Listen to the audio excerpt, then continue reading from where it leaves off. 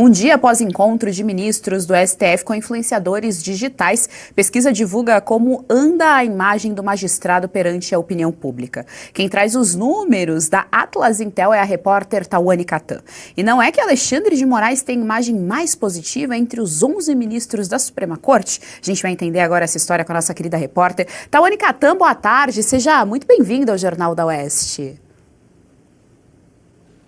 Olá, Geise, muito boa tarde a você também, boa tarde à nossa audiência. Exatamente, essa pesquisa que foi encomendada pela Bloomberg, da Atlas Intel, saiu ontem e entre outras questões, né, que foram avaliadas, além disso também foi avaliada a confiança em algumas instituições. Por exemplo, o Congresso Nacional não possui a confiança de 81% dos entrevistados. Já o Supremo Tribunal Federal, a não confiança, né, é de 51,3% e o governo federal de 52%, ou seja, de pessoas que não confiam nessa instituição. Essa pesquisa ela foi realizada de 3 a 6 de agosto deste ano, entrevistou 2.447 brasileiros de 16 anos ou mais, o nível de confiança da pesquisa é de 95% e a margem de erro é de 2 pontos para mais ou para menos. Agora, sobre os ministros, que você bem citou, nós temos um ranking que nós preparamos aqui de ministros, a sua imagem, né, a imagem de cada um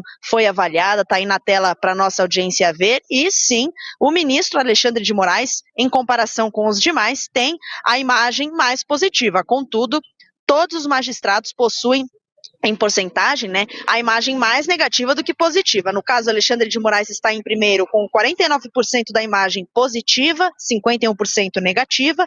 A Carmen Lúcia em segundo com 46% positiva e 49% negativa, enquanto 5% não souberam avaliá-la. Terceiro lugar, Flávio Dino com 46% empata com Carmen Lúcia de imagem positiva, 50% negativa e 4% não sabem. Em seguida, Cristiano Zanin com 41% da imagem dele positiva, 48% negativa e 11% não sabem. Já André Mendonça, em quinto lugar, 37% da imagem positiva, 40% negativa e 23% não sabem dizer.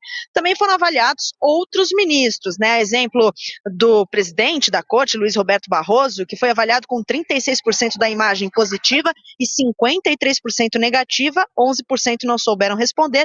Já Dias Toffoli estava com 30% da imagem positiva e 50% negativa, 20% não responderam, e Gilmar Mendes, 29% positiva, 56% negativa, 15% não souberam responder. Agora, teve uma outra avaliação também. O questionamento para os entrevistados era se o Brasil vive uma ditadura do judiciário, e houve aí um empate técnico, né? No caso afirmativo, foram 45,4% que concordaram com essa afirmação, e já a resposta não, o judiciário cumpre o seu papel, alcançou 43,3%. Então teve um empate técnico aí.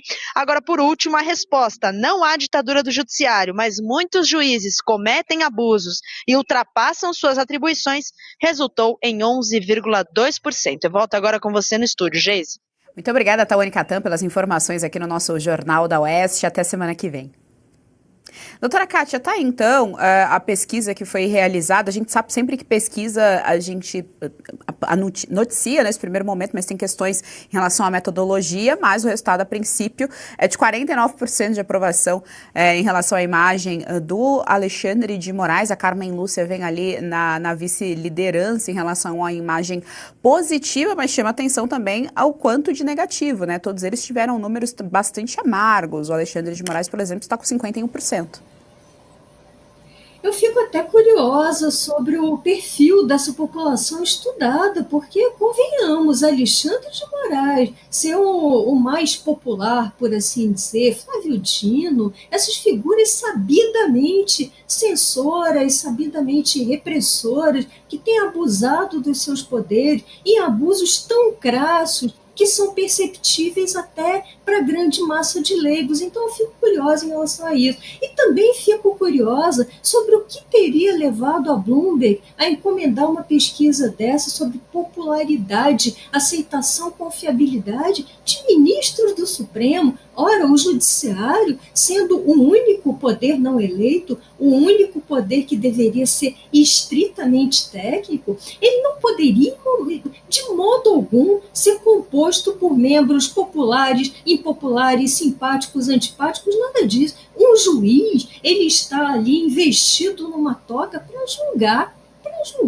para dar a cada um o que é seu à luz da Constituição e da legislação brasileira, não para ter popularidade, para ter fã-clube ou até para ter grupos de haters, nada disso. Eu fico muito curiosa e até a gente percebe que isso denota clara politização do judiciário, que sim, é percebido como o poder que dá a palavra por último, é o poder que efetivamente toma as decisões relevantes no Brasil, como disse Christopher Landau, subsecretário de Estado norte-americano, na semana passada.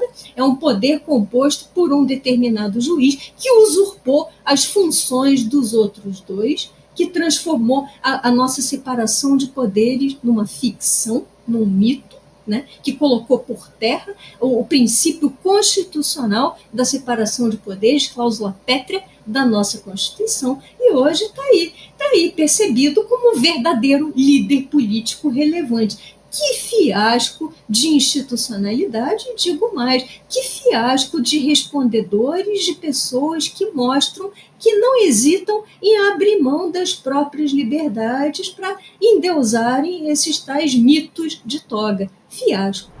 Você gostou desse conteúdo? Então compartilhe, dê o seu like, não se esqueça, viu? Aqui no canal da Revista Oeste tem muito mais.